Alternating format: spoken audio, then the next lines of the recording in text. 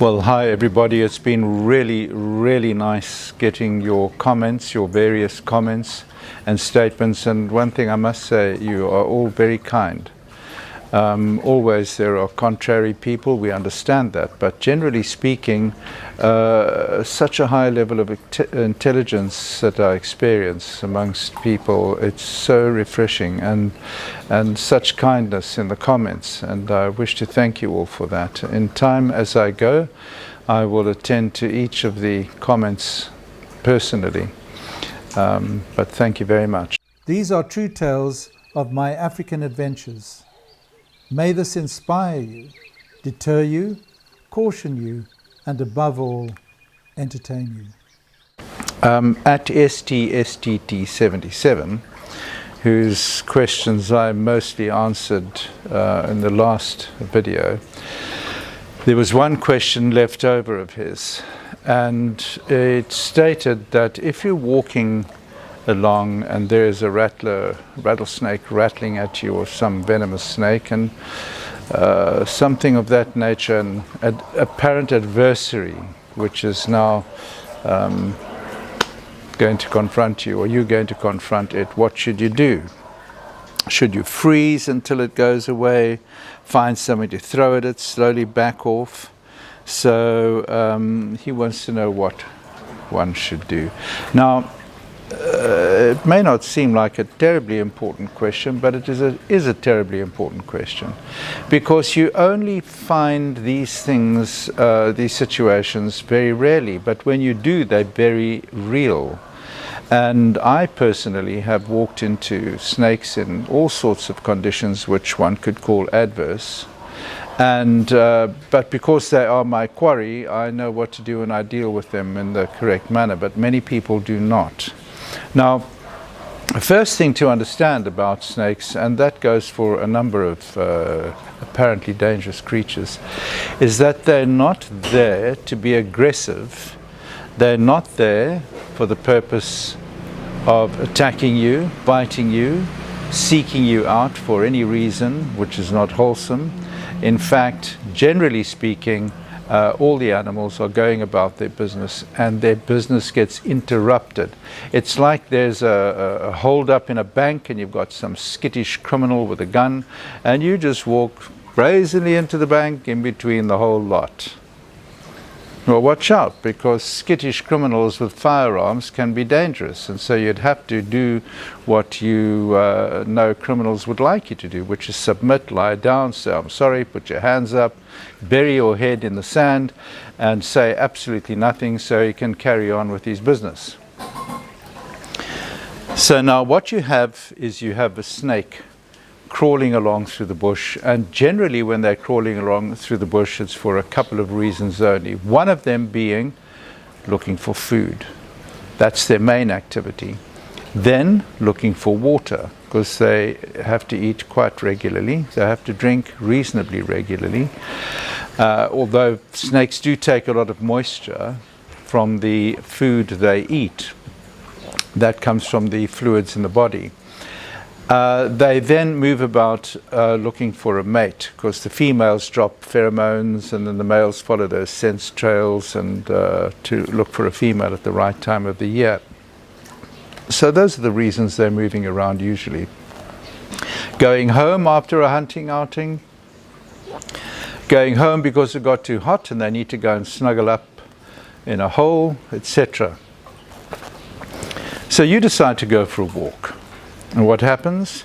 There's a rattlesnake sunning itself in the early morning sun on the side of a pathway, and you step right next to it and it starts rattling.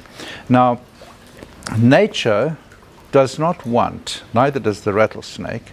Nature is its mother. Its mother doesn't want it, and it doesn't itself want to waste its venom. Also to get entangled and embroiled in a fight, because that's essentially what it amounts to. It's a fight. He bites you, you retaliate, and so on.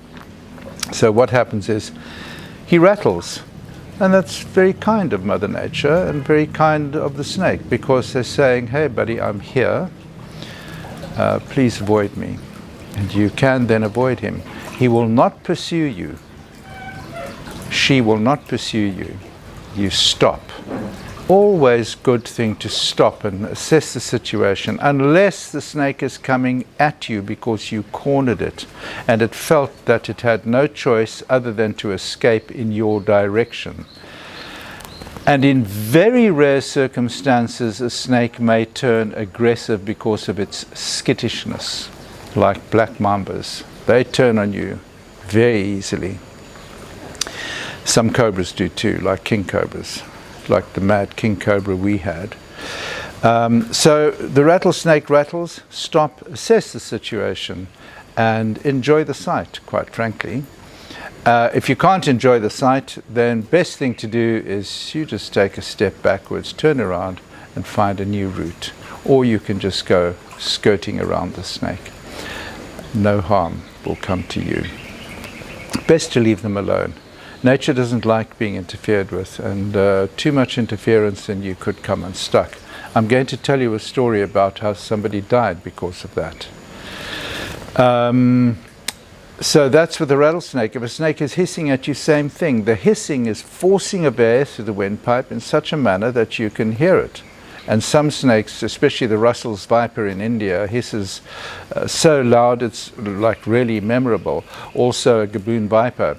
I remember once we had an inspector coming to our apartment because somebody had told the Department of, I think it was Health at the time, that we had suspected that we had snake or snakes in the apartment, which is an understatement. I had hundreds.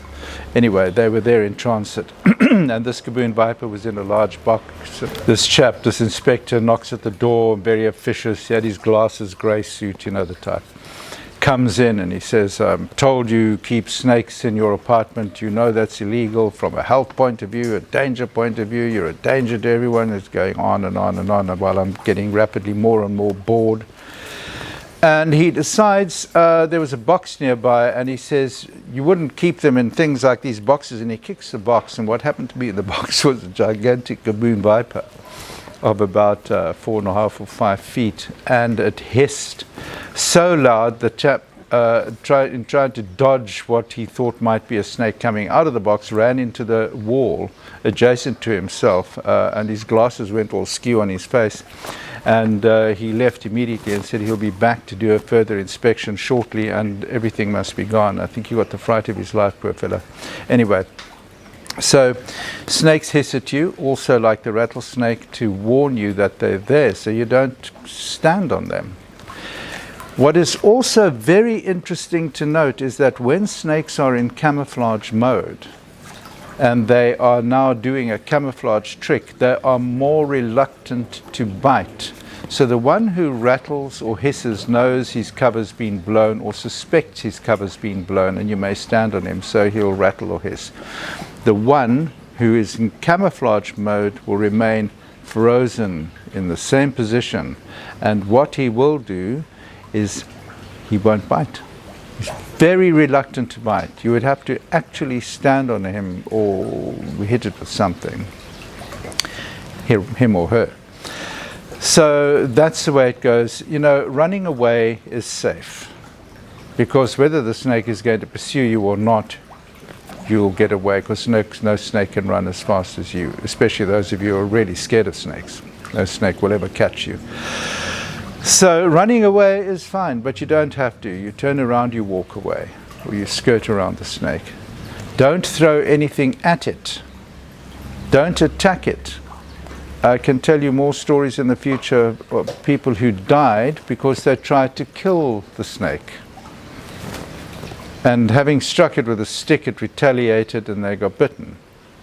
So run away, walk away, skirt around it, stand and observe and be delighted in your observation, because it's not a common occurrence, anything of that nature.